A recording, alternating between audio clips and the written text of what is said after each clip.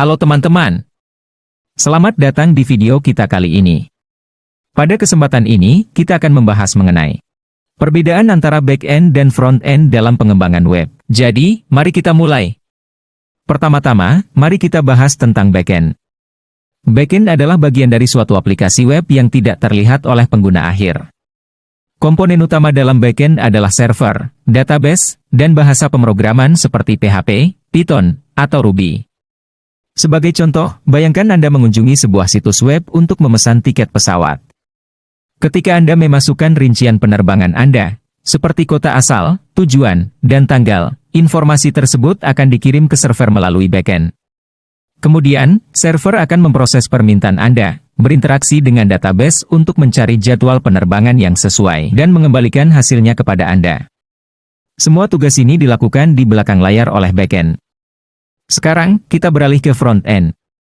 Front-end adalah bagian dari aplikasi web yang terlihat oleh pengguna akhir. Front-end berfokus pada tampilan, interaksi, dan pengalaman pengguna.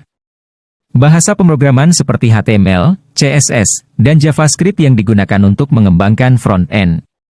Misalnya, ketika Anda mengunjungi situs web tiket pesawat, Anda akan melihat antarmuka pengguna yang menarik dan responsif.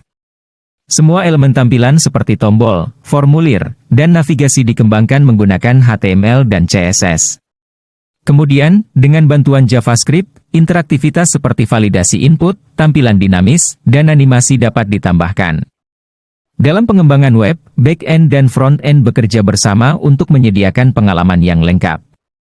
Back-end mengelola logika dan data di sisi server, sementara front-end bertanggung jawab atas tampilan dan interaksi di sisi pengguna.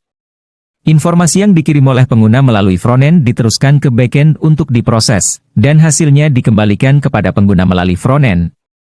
Jadi, itulah perbedaan antara back-end dan front-end dalam pengembangan web. Back-end berfokus pada pengolahan data dan logika di sisi server, sedangkan front-end berfokus pada tampilan dan interaksi di sisi pengguna.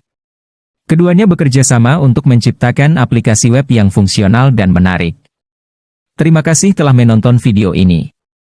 Jangan lupa bantu follow akun TikTok ini dan Instagram saya @domi_lomi. Dan sampai jumpa di video berikutnya.